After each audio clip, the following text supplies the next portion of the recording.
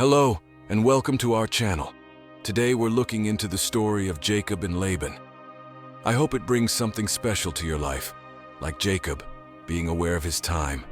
This kind of information will give you the confidence to say to your problems, "It's my time to rise." Feel confident and strong to face challenges when it's your turn to do well. Imagine demons can look and tell Jesus and say, "You can't bother us now, respect time." How about you?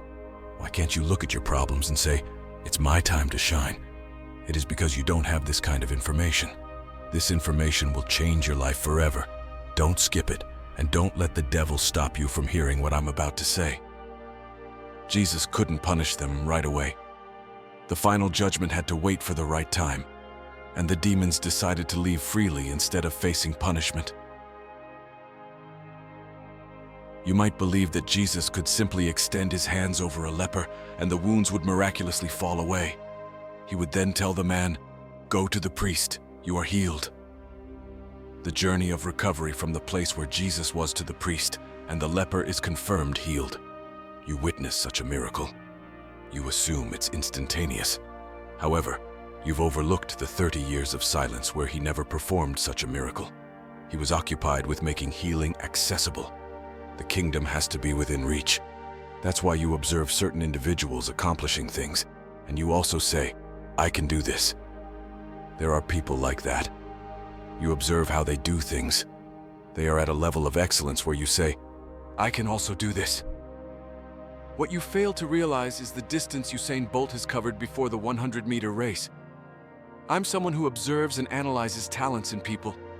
When I'm watching that kind of video, I watch it repeatedly. The first time, I'm focusing on just the head. How is he moving his head? The next time, I'm observing the hands. I can't seem to find anything extraordinary because that's exactly how I run. Where's the secret? All these companies that you're employed by, all they are prepared to declare and to give to you is money. You will never gain access to their secrets. Yet if you aspire to be successful in life, don't be there for wages. Don't let money be the only salary that you receive from the organization. Let skill become your salary. As you start to calculate the amount of money that you received annually, you must be able to quantify the skill that you have managed to acquire so far from that organization. So you might be earning $50 a month, but gain a skill worth more than $50 from that organization. Laban approaches his worker, who is a servant, who is a slave, and he tells him, "Unlike your boss, this one is righteous enough to declare to Jacob." He said, "You know what? This was after Rachel had given birth to Joseph. Now Joseph was born. Joseph, it was at that time that Jacob said, 'I have to go.' He contemplated leaving the company when Joseph was born. There's a unique child, a son that was born that made the father say, 'This symbolizes freedom.' Why? Because this kind of a son, for him to be politically accurate in the future, should not be raised in a slavery environment, because this is going to eventually affect his future career in Egypt. Most slaves are slaves today because they were born in a slavery environment, unlike the rest of the children. But this one, I have to deliver him from an environment which is not consistent with his path. So the day you have that kind of a child, you will have to migrate. You relocate. You change your address. You can share with them the reasons why you are moving from one location to another location. And yet, that movement is based on your analysis of a certain unique child that you have given birth to. Don't underestimate the power of influence around your child. When you move from one location to another location, you have delivered your son from certain connections. This idea of moving out of this organization called Laban is coming only when Joseph was born. Now the man wants to go. Now it was at that time that Laban came to Jacob and said, "I have learned through experience that God has blessed me for your sake." And Laban was not born again. Neither was Jacob born again. But the God of Israel was in Jacob.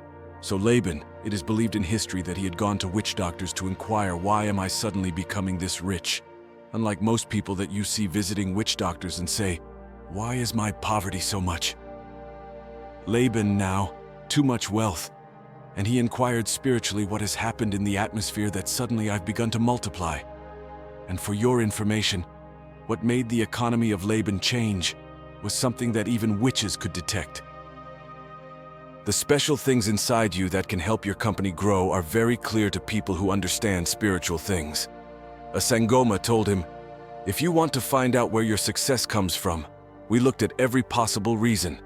We found that there's one person.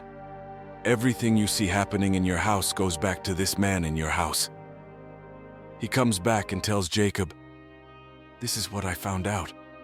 Unfortunately, he's telling him this when he was about to leave.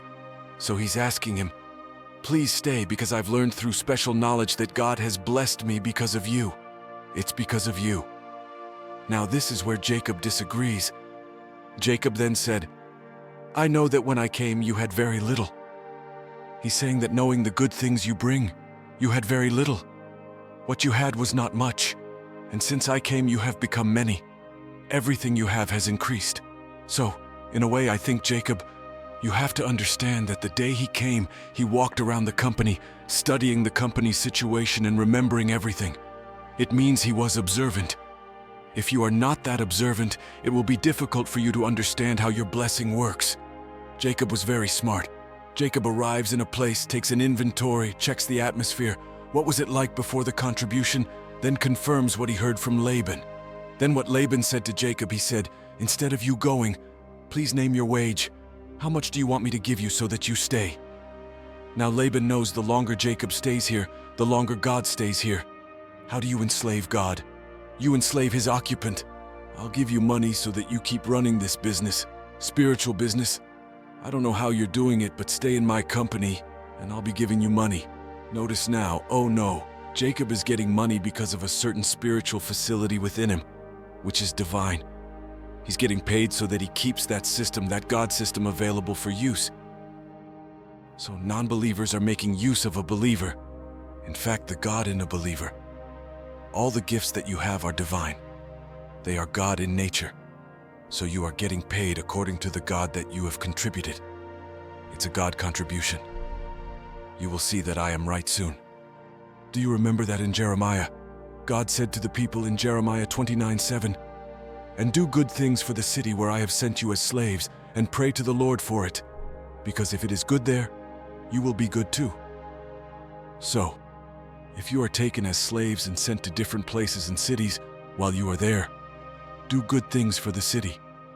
Pray for the city that has taken you, because if it is good there, you will be good too. When someone takes you, they are not just making you work for them, they are taking a good thing. If I am the king of a certain city, and I see that there is no good in my land, what I do is I find a Jewish person and take him. I know what he will bring to my city.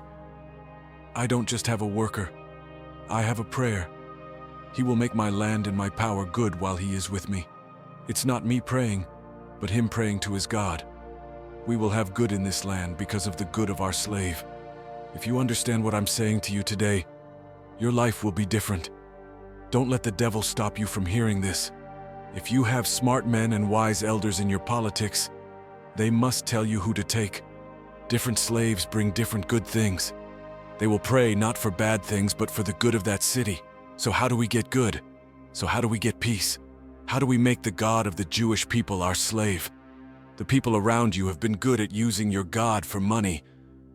Remember, there comes a moment when you have to tell your problems. You've stayed long enough, now it's my time to rise. Subscribe for more eye-opening revelations. Until next time, take care, and God bless.